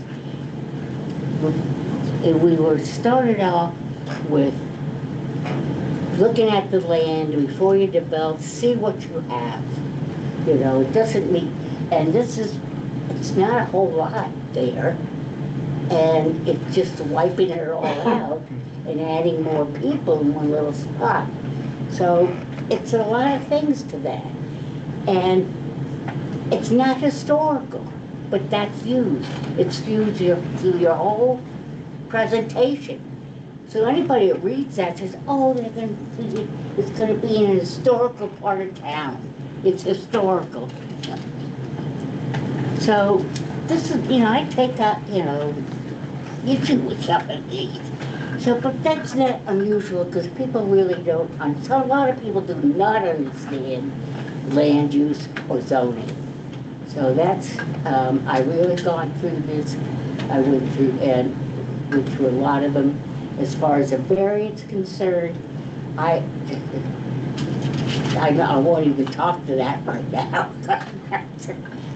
You have to understand, you know, where I'm coming from. I've had a lot of experience, and I've been on a zoning, helped write the first one. So I followed it all over the years. So I understand a lot of people here are not seasoned yet. They're learning fast. We'll get them there. So I've really got to put the brakes on this and say this kind of thing because that's the way it is. I don't know whether you all agree with me, but then you have to. You got to read what's written there. It doesn't mean what you want to do. So take it, and as I said, read the whole ordinance. Take it in. If I could offer a respectfully disagreement point of view, just as far as property values, Yeah. I do respect your experience, and you've definitely lived here longer than me. And if I were in those homes, I think I would not be excited about having neighbors so close. And I think the population, you're increasing the population, no one disputes that. But I think when you talk about bringing value to the community and bringing value to all of the homes, I think there is real value in this project, because it's going to attract more people and it's going to attract a different experience for the downtown. You know, we can all see the businesses that have struggled over the last year. Something will open, it'll say open for a year or two, and then it closes. What will a community like this do for our downtown? Will things finally be able to stay open? And will that impact the neighbors? It will, but it will also bring in a different demographic that might want more That's of that what everybody thinks. central downtown. Ask me after they do it, how much your taxes go up. Lebanon's been doing it all along. They went up to another 3% this year. That's not. There's no way to have a believe crystal that ball for to a know that minute. that's gonna happen or not, Right. yeah. I don't think Echo so. what I just- shared as well. I just Well, want to, you've Well, been but point out- if you brainwashed. build houses, people will pay more taxes. Okay. Tim would like to speak? I'm glad that Celia brought up the spirit of the ordinance, because that's where I was hung up before. That was my thing, and some of the new information does help me. You know, our ordinance has this extra line in it than the statute that talks about provide for harmonious development of the land and its environs. And one of the things that is sort of moving me on that now is, and these are some things that I would submit, I think would make good findings of fact, that were in that one pager with the map. Should we talk to the public before we get into our discussion of the? We can, I'm not gonna talk about the facts, I just wanna say, as it relates to harmonious development, and that's always been that's extra, that's in New Hampshire law somewhat, but we specify it in our town ordinance. I know it's the last one, but it's important to me. And we're looking at average livable area, 1,400 square feet. And lots just over half an acre in that area for single family dwellings. What we're talking about here in this development are houses about the same size and a little less than half an acre. So when I talk about harmonious development, it's not that different than what's there. It's arranged very differently than what's there, but I do think it's worth noting that the numbers really do support that this is kind of in congruence with what's already there to some extent. It looks different, for sure, no doubt. But as far as size and the size of the dwelling unit on that property, it's not that different. So Susan, it's in that Exhibit J, the two numbers if you want them, for findings of fact. Yeah, I'm writing down. So the average livable area, Right there. 1,400 square feet, and the average lot size that's served by water and sewer, these are single family dwellings, 0.53 acres. And I'm not gonna pretend to be math here, but I'm gonna say it's about half an acre less, or not half an acre less, it's 0.4 something or other each is roughly how this works out. So it's not, it definitely is laid out differently, but as far as the harmonious development of the land, that document actually helped me, even though it didn't help Dan at all. All right, if no one else has more questions for Adam, I'd like to open it up for public comment. Please direct your comments to the chair. Who's first? Anyone? I'll speak. Yes, your name and address. Nicole Lovejoy, 120 Main Street. I don't know that my position has changed from what I presented to you the last time. I won't read it off to you. I still am very concerned about the density. What you're proposing right next to my house is, effectively 6 units and the horse corral. And I think that that's pretty dense. Maybe up on the hill, it's spread out a little more, but it's nonetheless pretty dense next to my house. I think that the infrastructure, if you add the sewer line and then turn it over to the town, then anybody on ST Lane that's on a septic system would then be required to attach to the town sewer system.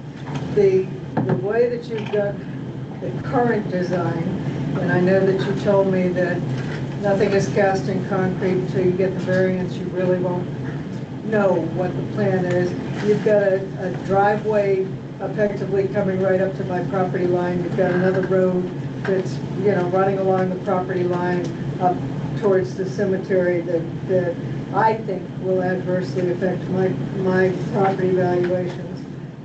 You talk about a subdivision that would be approximately half-acre lots.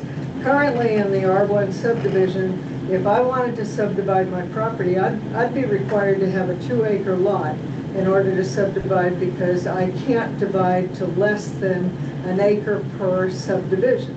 And so I'm not sure why your subdivision would allow for half-acre lots for this build of a subdivision, and yet by the R1 ordinances, I have to have 2 full acres in order to be able to subdivide.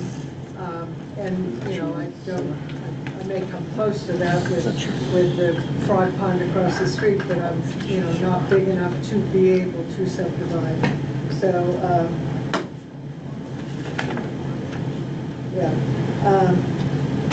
So again, I don't think you meet the 5 criteria to get the variance, and I don't think my position has changed on the things that I submitted the last month, and I hope that the board takes that into consideration. So, thank you. Thank you. Yeah, in R1, you're allowed to have 1/4 acre lots if you're on municipal sewer. That isn't what you presented in the academy. The academy, you said it had to be 2 acres in order to subdivide, because the Private least septic. you could have. But you're not on sewer. If you're on private septic. Oh. The caveat is if you have town sewer, it goes down. Oh, to a okay. quarter. All right. So she could do 7? to Shira to subdivide. In theory, she could have 7 lots on her almost 3 acres. Yeah. Would you prefer a large apartment building to these cottages? No, I mean, I'm to just- me, this is curious. that's kind of a threat, and, you Well, know, I hear you, if push and- comes to shove, go ahead, put in that large building. You go ahead and build me a 65-unit building there, you know, I mean, again, you know, my family has owned that house since 1922. I'm the 4th generation that's lived there, and you are absolutely affecting my peace for the remainder of my life in that house. I know, but, I mean, is it fair to say that you don't want any development there just because It you is live not. there? It I is don't- not. I have talked to Adam, he came over to my house and I said, you know, if you want to change this and make this less units and less dense, then I would absolutely consider that. But a 2-story, 4-unit building built right next to my living room window with a driveway going up to my clothesline is very disconcerting for me. You know, the cutesy little cottages are up by the cemetery. I've got the friggin' apartment complex next to me. So, you know, put in a 65-unit complex as opposed to a 4-unit complex, it's gonna affect me the same way. You're still putting a huge building right next to the side of my house. And I am absolutely concerned about the sugar maple trees along that border. You know, I know that you say you won't damage them, but the one behind the trailer, you know, is probably a 200-year-old tree. You know, you're talking about literally digging into that hill to put an underground parking and then building a unit above it. How are you gonna do that without affecting the roots of that maple tree?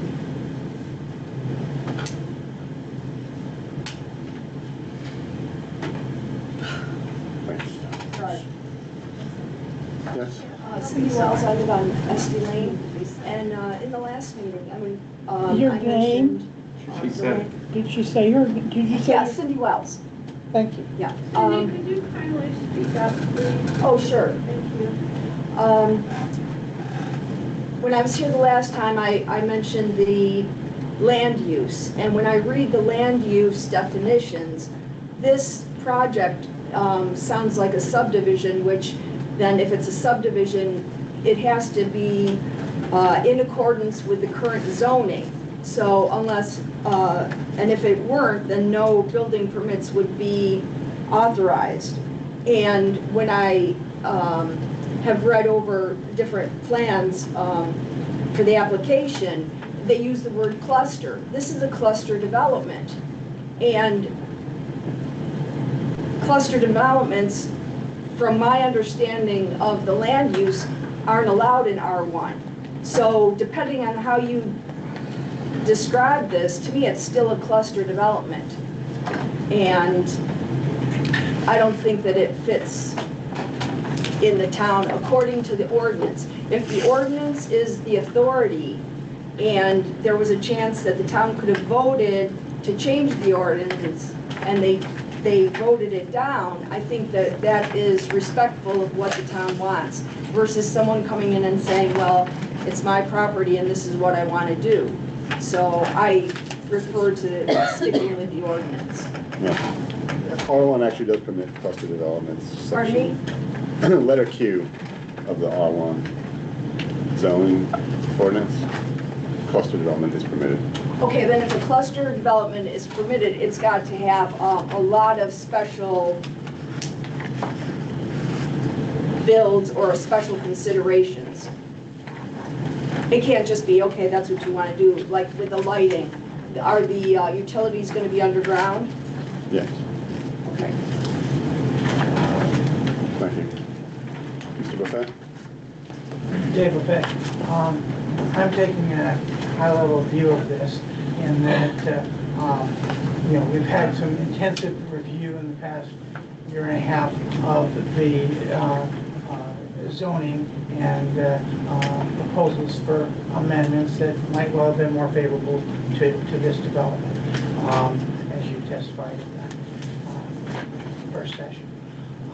I don't think it currently is within the bounds of either the intent or the language of our current zoning, and is therefore premature. Thank you.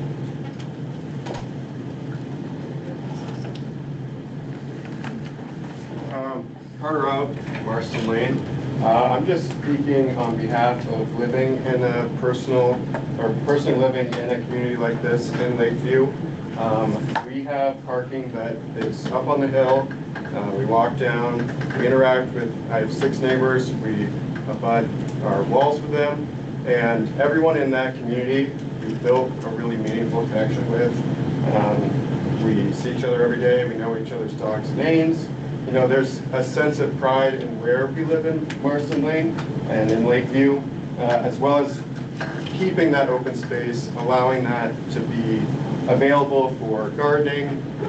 We take our dog out, throw the tennis ball, you know, stuff like that. And this sort of development promotes exactly what we have in Enfield already. And it's something that I feel strongly about as a personal experience. Yes? Judy Little, I live on Esty Lane. I have a question. A lot of concerns that my husband and I and our neighbors have already been voiced. I have something totally different. Like back on using Esty, may I address Adam? It's better if you address me. Okay, then you can ask Adam. Back on accessing Esty Lane for emergency purposes. That's a concern for those of us who live on the road, because we're concerned, I'm comfortable speaking for others, that it will become a thoroughfare. If in fact the fire department says don't need it, perfect. If the fire department says yes, we need it, how does one get access to that road because it's a private road? Does the town have the ability to just sort of say, sorry, owner of the road, we're going to use this for emergency access? Is there any consideration for keeping the road upgraded and maintained? Because right now, the 6 of us who live on that road maintain it completely. So I'm just curious how that works. Not being critical, I'm simply asking a question. How does it work? How does the town say your private road now belongs to the town, but only when we need it for emergency vehicles? Yeah. Before I ask Rob, who's probably knows a lot more about it than I do, I'm just out of my head. I mean, if there's a fire at your house, the emergency vehicles will use your private road to reach your house, right? See, I think the idea is that if we have this emergency gate, it would allow them to have extra vehicles approach this larger development, only in purposes of emergency, because I'm sure you don't want a fire next to your house either. But Rob, do you have any, like, what the rules are? So yeah, so for emergency access, the fire department would have what's called a Knox lock. Typically, it's a special key that only the fire department has, that during an emergency, like you said, a fire, they can access and open a gate to get through. Just like the rest of the time, 99.999%, it's locked. The gate is locked. Off limits. That's only if the fire department wants the emergency access. Like Adam had said earlier, if the fire chief looks at it and says, there's plenty of turning radius for my fire trucks going up his road, then all the discussion is pointless, so we wouldn't need it. But right, but I mean, the town has the right to use private roads for emergency. Yes. And can I offer one bit of additional fact here? I don't want to create a Q&A situation, but I will also acknowledge that there are right-of-way holders that have rights to use this right-of-way. And so the idea of having any kind of gated access it is a little bit more complicated than just how you would normally do it. We would coordinate with any right-of-way holders to make sure their right-of-way and access to cross here with cars or pedestrian traffic is not interrupted. So that is something we need to do because there are, at least based on the deed, I believe, 2 additional right-of-way holders that have permission to cross this area. But we will be making improvements to that land, not preventing the right-of-way holders from being able to cross there. Is that Esty Lane? This would be a new private lane that we would build. Where is this Esty Lane? Right here. And so this land has deeded access to Esty Lane. But again, our intent is not to produce traffic on Esty Lane, purely for the interest of public safety, having, if only required by the fire department, the ability to selectively gate access for emergency vehicles to access this site. And I don't know how many times the fire department's had to come up Esty Lane in the past, but with new construction, I don't think we're going to produce a lot more. Ma'am, does that answer your questions? Do you have? It's fine. It's fine. You said what I expected you to say. Okay. David Crane. I have Mrs. Estes and I, as we spoke last meeting, we have the right of way through the full length of the field at any time. So my concern is where he's planning on putting his gate. If Mrs. Estes or I want to go up across that field, we're not going to take time to open the gate. If we have a legal right of way up through there. If he wants the gate off on his side of the 25-foot right of way on his property for him to turn in. But as far as gating it, if I want to drive down through there any time of night or day, I'm going to go. Yeah. And the gate's going to come out. So I'm just going to make it clear. Okay. So clearly that will take some negotiation. Any other questions? I didn't hear that, Bill. Do we have any other questions? Yes? Joseph Wood, I live on 4 Crate Street. So I have been living in this town for about 10 years now. My family and I call this home. I'm the vice chair of the school board. I feel that this is a place where this is a community that has an opportunity to build housing, much like this gentleman over here said, that can create community in small little pockets. And I think that that is a valuable thing that this particular area downtown is very much needing. Is that somebody spoke earlier to restaurants staying in business, and a lot of that is foot traffic. I remember looking at select board meetings where they're talking about parking downtown, and the real problem is that people can't come and park downtown because there's not a lot of it. You now have the ability for people to walk to downtown to support local businesses because they live here. And I think that projects like this are an efficient use of land that can be used appropriately. So, and the school district would love more kids. Right. Thank you. Yes? Yeah, Judy Crate, 58 Sergeant. I just want to know, is this variance that you're looking for, is it contingent on you buying that property? You need to get this variance before you buy the property at the, whatever it is, 34-2? Or have you already purchased it? Just procedural, I don't know. Yeah. Is it purchased already? Have you or purchased that property? You're just not going to purchase it unless you get this variance? I have not purchased the property. I have the right to purchase the property. I mean, it's a subtle nuance, but it's kind of just a trigger I can pull when I want to. And so I technically don't own the property today, but I have the rights to do what I'm doing today, which is permit a project on that property and buy it at the appropriate time. But then if you don't get the variance, you won't develop that piece or buy that piece of property to develop it? I would say if I don't get the variance, I'll evaluate the other options available to me with the land. So I know it's kind of a non-answer, but I don't have a real game plan of here's exactly what I'm going to do if I don't get it, but I do still have the opportunity to develop the land. So yeah, and this is right in front of my house, right in front of my view that I pay dearly for in the town of Enfield, which is going to impact our way of life. And we've been there for 45 years. Longer actually, but anyhow. You're saying it's not going to impact people. It definitely is. And to pack those houses into that field, but my main thing was, you want this variance so that then you're going to purchase that piece of property to develop more than your original plan of your 18, correct? Again, okay to... Correct? Yeah, you can answer. Thanks. And maybe zooming up just a little bit, there's a couple of things that have added to the land that I'm developing. Additional land is a part of it, but not the only part of it. Also, is part of our studies, we thought that there'd be a lot of ledge in the hillside, and there wasn't. And so that's actually a big part of it too. So it's kind of a nuanced answer, but we still have options available to develop, and the additional homes that we've added since going to the planning board for the conceptual review are not only a result of having the additional land.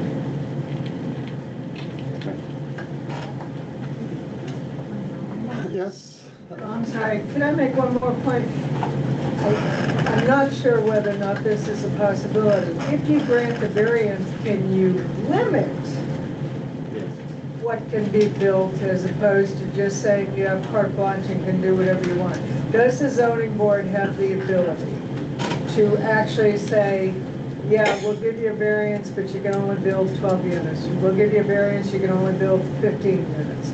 I Yes. don't know whether or not the zoning board has that ability to put a limitation on.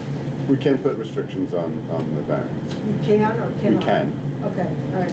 Thank you. That's a good question. Then I would beg Yeah. that you would consider that. Thank you. Okay. Yeah. Shirley Green. This is just a very personal, it's nothing to do with conservation observation. I think that anytime there's a proposed development in a neighborhood, probably 95% of the neighbors are not going to want to see their neighborhood changed. But if it's definite that the neighborhood is going to change, I think that you need to look at the 3 plans and decide which one will be best for the natural resources and that neighborhood.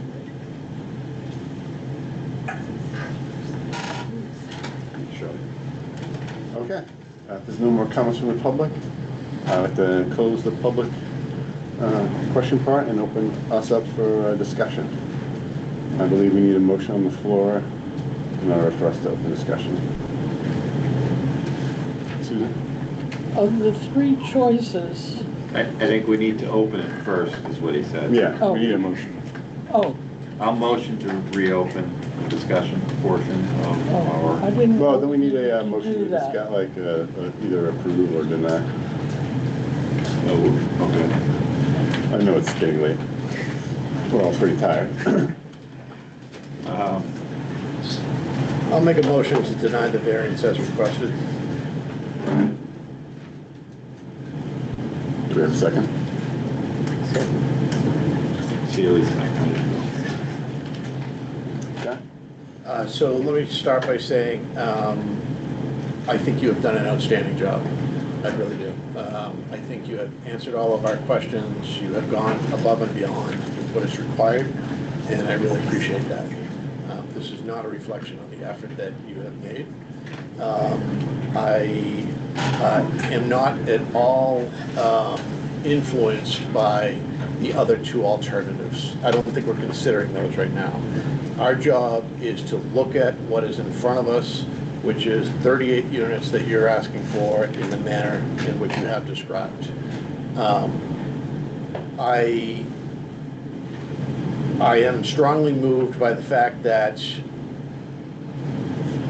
the people of this community had an opportunity to vote 4 months ago. They voted no.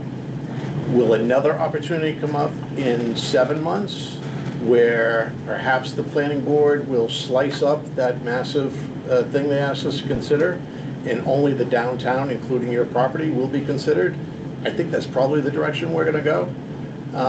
If this doesn't pass, I would urge you to wait to see what the outcome is in that regard before considering those other 2 monstrosities that you don't want to do, we don't want to see you do.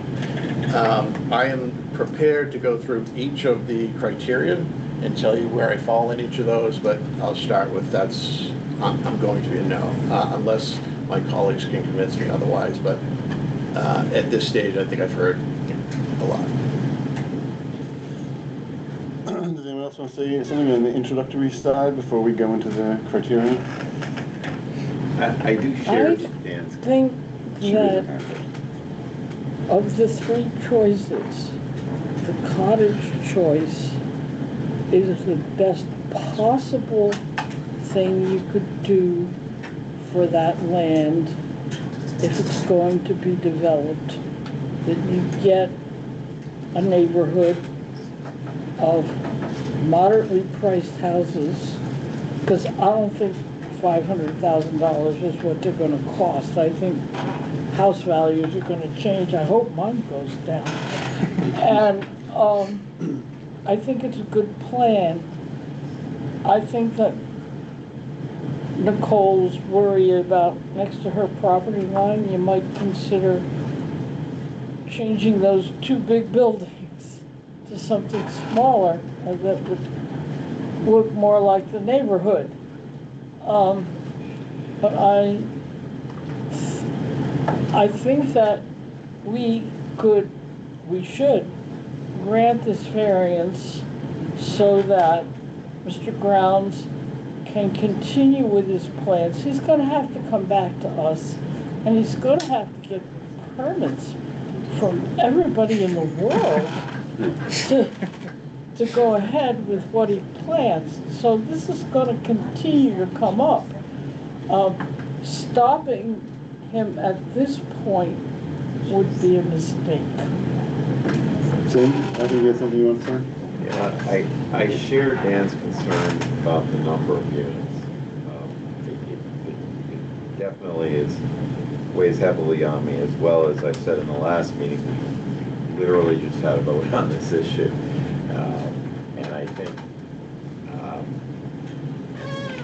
we have considered this. I would not be surprised to see the ordinance change at some point to indicate the downtown area is this. I want to be clear that I am feel quite persuaded at times by not only the design look of the piece, but also the arguments that I've heard about what the community would look like. The abutters, certainly, I hear everything from them and understand that. Having sat on a prior variance request for this exact same property, and this proposed development far better than what that one was, for sure. We would have been looking at 30 solar panels, but I'm still really troubled by the number of units that are going to be there. I would like to know from someone, because I didn't even consider this until I heard this evening. So the effect on the folks on Esty Lane would be, Rob, is that factually correct, that they would be required to hook up to sewer? They'd have to pay the connection fee if water and sewer went into this development? If it was available to them, right? So the state law is if you live within 300 feet of a public sewer main, not a private one. Okay, and these would be considered private? Yeah. Okay, so that has some effect on me, but I'm ready to talk about the criteria. It's weighing heavily on me that we did just consider this type of development, allowing this, and we voted no overwhelmingly in the town. I hear you.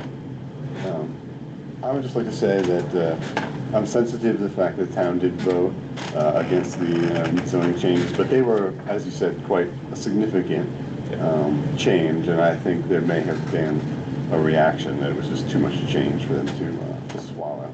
I'm not sure that it was a mandate against this particular development. I'm not sure that that's a fair thing to assume. If you perceive that's true. I think I was talking. And I think also asking Adam to wait for the town to change its mind and come around. I think that's also an unfair request, because who knows how long it might take for the zoning to actually change. So I think we need to give this a fair shake, and I think keep a lot of effort in to make this an attractive development that I think adds to the town's character. It adds density in the section where we need it, which is in the downtown village area. I agree. I understand that it will change people's lives in the immediate community, and for that, I can offer nothing, because I know what it's like to have open space, and it's very valuable. However, conservation is really the only option there, and it's not available for this property. With that said, I think we should move on to the We have to do criteria. findings of fact. Yes. Right? And we have to get those in the minutes. So how do we do that, Rob? Have you given the list? Sort of. I got 2 pages. Let's hear them. Do you want to let me down? help me with it, yeah. I think Susan's talking. That,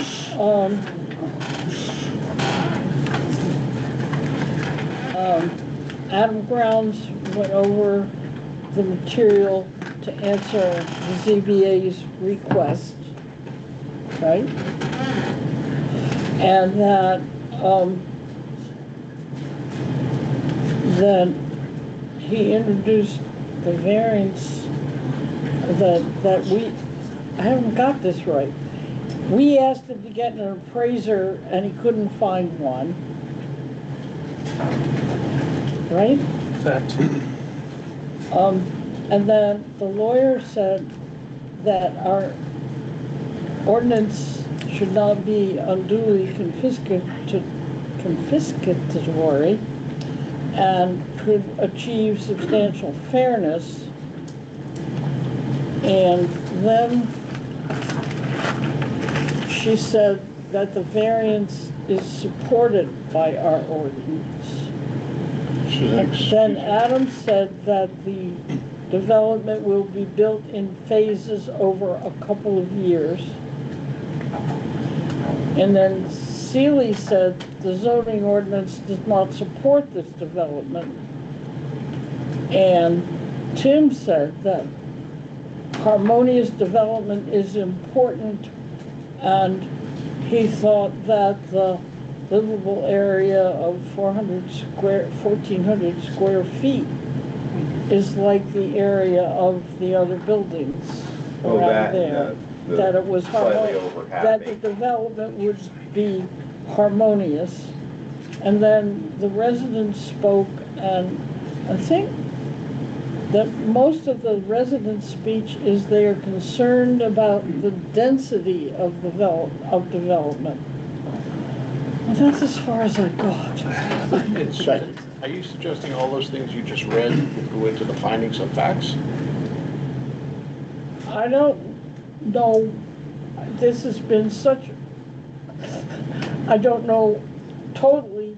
There's a lot of I just wrote down notes. Okay. If I could add some findings of facts, would that be okay? It's okay with me, I would like it to Mr. be Chairman, is that right. okay with you? I was hoping we could go over the criterion and find out where they are violated, that we feel like we should deny this. If you have other points that are in support of that, I'm willing to entertain that. I'll do whatever you want. Okay. What do you want? It's 8:45. Okay. So we got a hard stop at 10. And we still got minutes to do. They could be done next time. All right, so criterion 1, the variance will not be contrary to the public interest. How do you feel with this criterion? You asking me? First, since you motioned. As stated in Chester Rod and Gun Club versus Town of Chester, variance is contrary to public interest when it would unduly in a marked degree conflict with the ordinance such that it violates the ordinance's basic zoning objectives or alter the essential character of the locality. Our ordinance calls for one principal building in this zone. This project is 38. In my opinion, this violates the ordinance's basic zoning objective. The citizens of Enfield expressed the public interest when they voted against this very concept in March of 2027, 4 months ago. Our job is not to rank which type of development would be the one that violates the criterion the least. Our job is to decide if the proposal in front of us violates it. In addition, I also have serious concerns with the wetland disturbances and the disturbances of the current animal corridor. I do not think he meets criterion 1.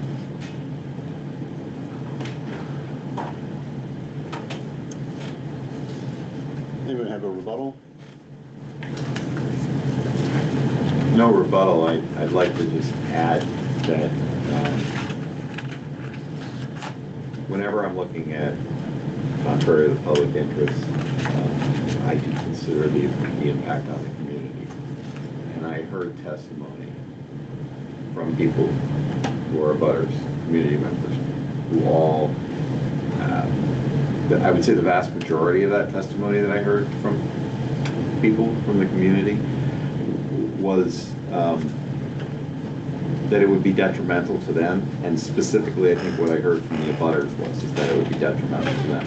So I'm not saying that that is a 100% determinant for me, but what I'm saying is I heard testimony from folks that indicated that it would be detrimental to them. And so to that extent, it is, I think I concur with Dan on the notion that we had this issue before us, we decided it, and we're still here in the same stuff.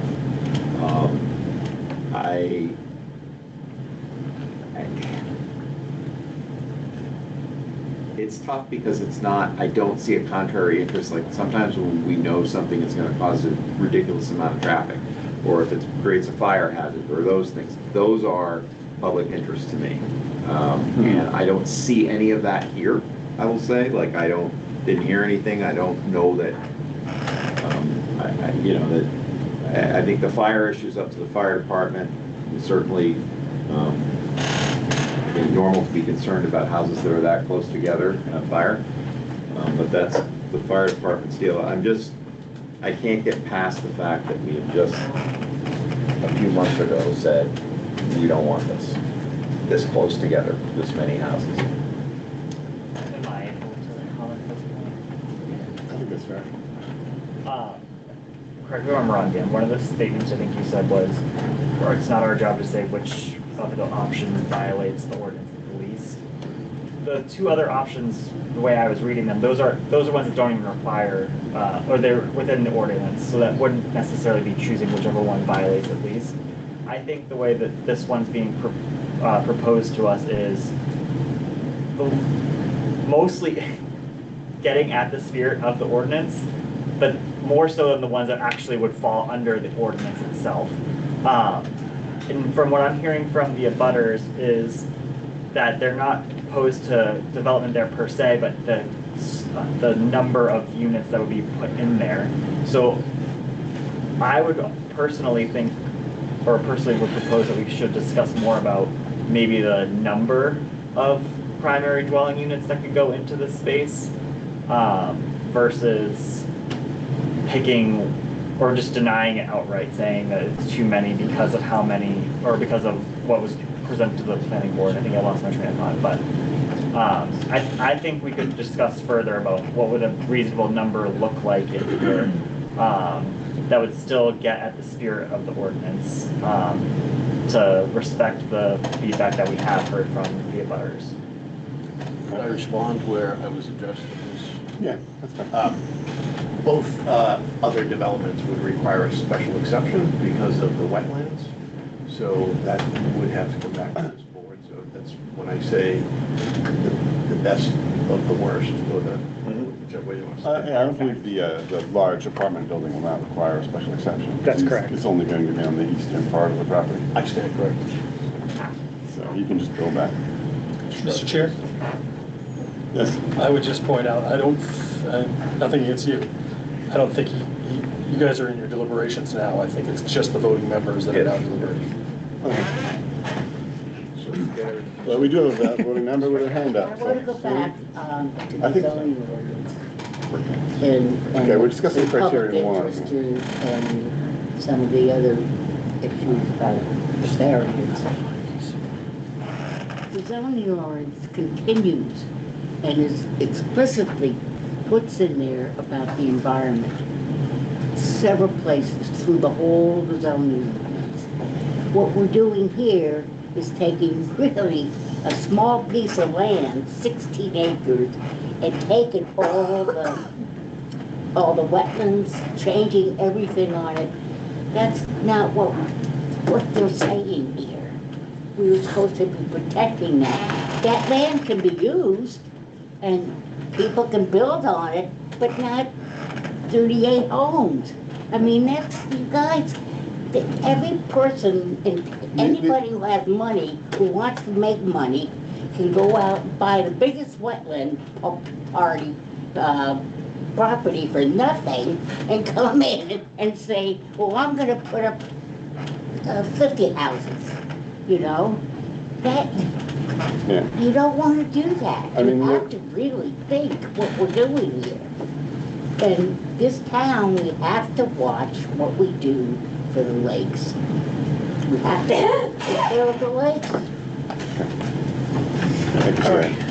So are we at Spirit? Or do we? Yeah, I was just gonna say, I think the public interest at this point is, I mean, if you look at other towns around us, they're expanding their housing bases, whereas Enfield is just stagnated. And I think the public interest is to add to the town, to not just simply rot away. And that's my personal opinion. And I think I think this building technique is going to preserve more animal corridor than a large apartment building, but that's just my take on it. All right, let's move on to criterion 2, spirit of the ordinance. Okay, so the spirit of the ordinance, I believe, is to prevent overcrowding. Right, one primary building per lot. This is clearly more than one building per lot. However, there is space between the buildings, and there is large space between this development and other properties. Dan, you have something to say? Yeah? Yes. Okay. So this criteria is very similar to the first one, and I think, again, the spirit of the ordinance, you're talking about we allow 1, you want to do 38. I understand your density and dimensional standards argument as it relates to overcrowding. I think that was well done. The ordinance is also in place, however, to protect residential neighborhood character. Who better to judge the impact on the neighborhood character than the people that have lived here for decades? I believe we have heard their point loud and clear. I do not believe the spirit of the ordinance is observed.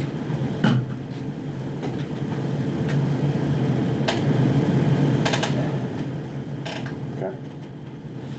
Seeing no further comment, criterion 3, substantial justice. Here we have to consider whether or not denying this variance does more injustice to the client, the applicant, than it will serve the public. Your statement, Dan? I agree, public gain from denying the variance is 0. I believe in this particular case, several of the other criterion are more important. I know I'm not supposed to weigh criterion, but in this case, I'm not overly concerned about this. So you're not going to argue on that one? No, I agree. I don't see the nexus there between a substantial justice being done by denying it. I don't see the public gain necessarily from denying the variance outweighing the potential negative impact to the applicant. Yeah, I don't see it in this particular case. I think that granting the variance would do substantial justice. I think it would be an injustice to deny it. Why do you feel that? Because I think that that they'll find that their property values are not spoiled, and I think that it will be good for the town, for the businesses and the school to grant this variance. I think it would be a good idea to grant this variance. Thank you. Criterion 4, property value should be diminished. I heard no testimony that was persuasive either way on this, as to whether there would be diminished or not diminished. I just haven't heard anything that drives me one way or the other, and you know, when I get to that kind of perspective in one of these cases, I tend to err on the side of the applicant, that there isn't proof that it would be diminished. I don't, and I can't see something per se, like, I think if you were, for example, and I'm gonna use this again, this was the same property. I remember, not a lot, but I do remember some things. I do remember making a finding that the solar array that was planned for this property previously would diminish the property values. That was pretty common sense to me, that, you're looking at this nice field, and now you're looking at solar panels. That is not, so, but I don't see anything that's just outward to me that says, yeah, it would bring down property values. Yeah. Unless they were recruiting people who are fans of that New York baseball team to come live there. I'd be extremely concerned. I mean, it seems logical to me, if you're going to build high-end homes in an area, it's going to raise the property values for that area, but perhaps my understanding is... Would you like to go and live into have all these houses that you look at when you had a nice environment? I don't think that won't I didn't hear property? any evidence. I didn't hear any evidence that suggested that, one way or the other. Well, common sense, I think. If I can comment now, Tim's point, you didn't hear evidence one way or the other. The burden of proof is on the applicant. Yeah. We always say that. It's up to the applicant to win our approval, if you will. There were 56 qualified sales of single-family homes in Enfield in 2025. This does not account for multifamily homes or condo. If we assume 10% of these were cash transactions, I'm no math major, but that would leave about 50 of these buyers had to get mortgages. In order to get a mortgage, they would have to have an appraisal completed. If 50 people last year could get an appraisal completed, this is the one area I was disappointed, just to be quite honest. In 35 days, you could line up an appraisal. That was a little bit surprising. I cannot look around surrounding property owners in the eye and say that I am confident that this development will not diminish their property values. And I don't know how anybody can. And I don't think I'm allowed to comment at all. Okay, sounds good. Okay. But a qualified real estate broker whose signs are all over the Upper Valley says that she thinks that the development of Woodbury Farm will not diminish the value of surrounding properties. So if the applicant came in, it's not the applicant, if an abutter came in with a different broker saying that will diminish, the applicant wouldn't have stood for that. He would have said, no, that's not enough. You can't just have it. So we've got to show our residents the same level of respect that we show to developers. And you didn't meet the criteria. Dan, no abutter came with such a piece of information. I know, I'm giving an example. If they had, his lawyer would have ripped that out. So I don't think we should be, I love Vanessa Stone, all right? She sold a house for me on Friday, but this is not her role. So should you agree that it's a conflict of interest on I do not. I do, because you're going to be settling it. Yeah, I understand your point. You already said That's that not right. all down.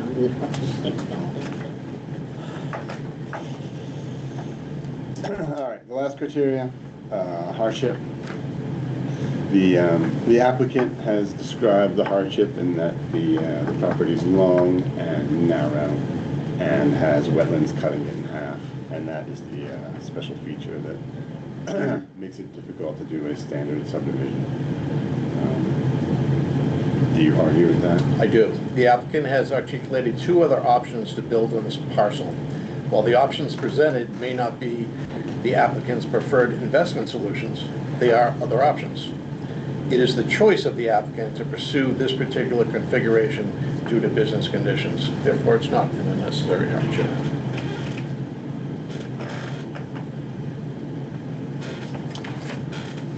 You don't think the applicant's preference to build in the style that he has determined is worth consideration? It's in his financial interest. So he has other options, and he wouldn't make as much money unless he were able to cover the margin with incremental cost of homes. But it's not a hardship. He's got options. The hardship to me is you can't build on his property unless you give me this variance. He could build on his property without giving him this variance. We've seen other cases just like this. Is it all or nothing? It's important to know that it's an unnecessary hardship. Are you sure it's all or nothing? Because that seems a little extreme. It's what, all or nothing? I think it would be a hardship not only on him, but on the neighbors if he builds a 65-unit apartment building there. It would be hideous. I think that what he's presented is the best use of the property if it's going to be built. I can't see a four-story apartment building there. I think that I would say it's not the duty of the board to show that, this is where I was troubled a little bit by what the applicant's attorney said.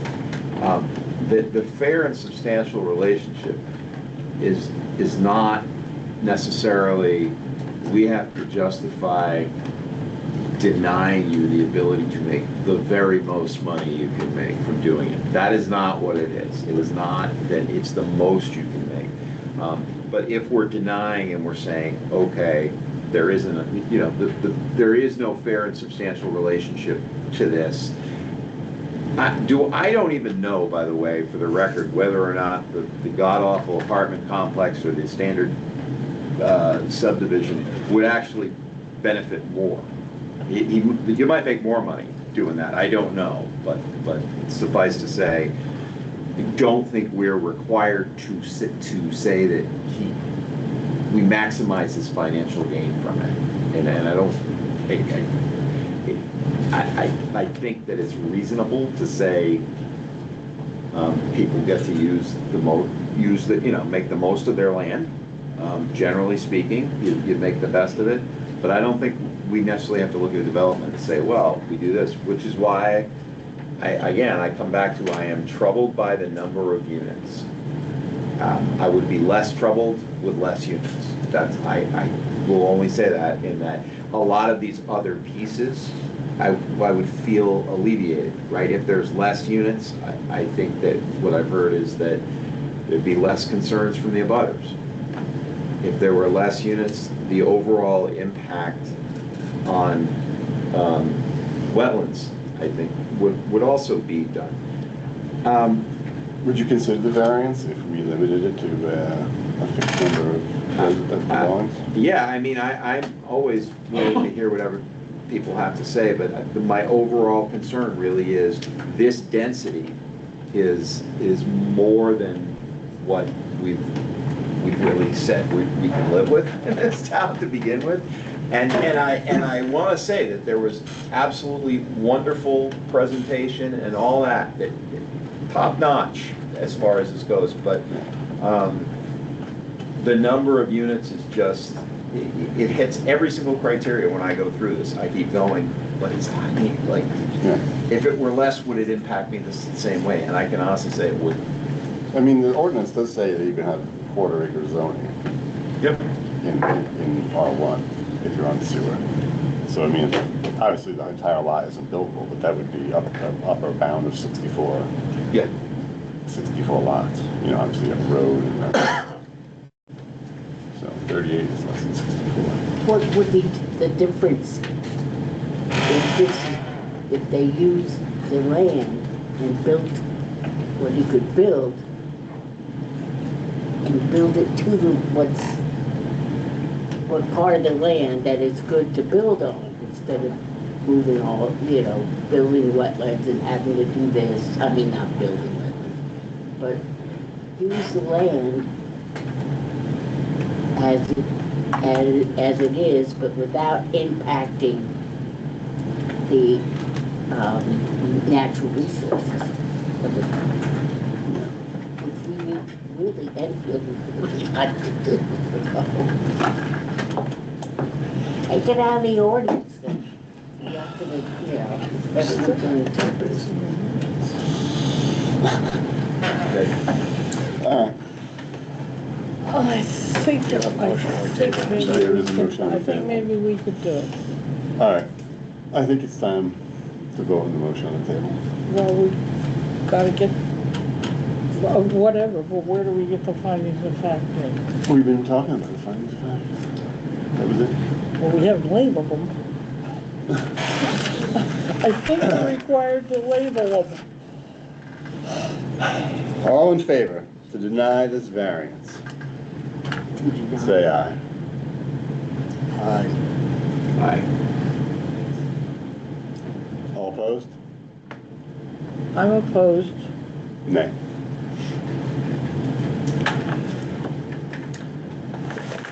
Thank you all so much. Still got to do this.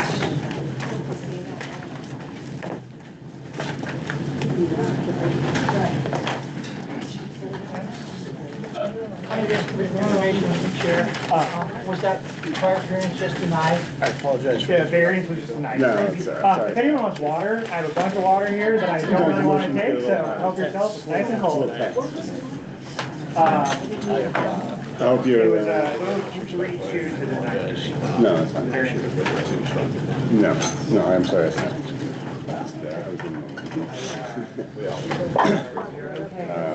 Yeah, I'm sure you voted.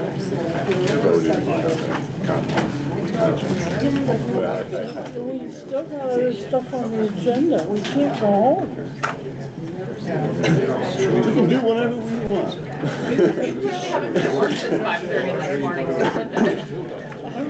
I go to bed at 8 o'clock. As long as we can still be friends.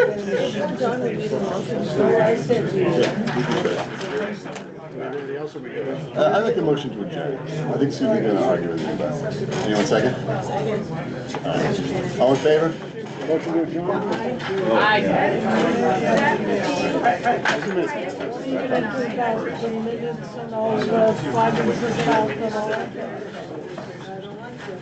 You read the findings of fact in the minutes. I mean, if you want, you can type them up in email. They were very good.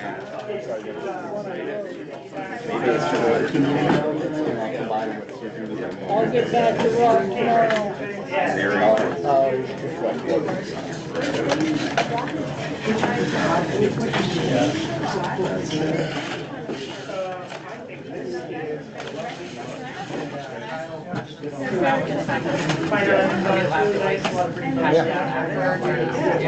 off the record.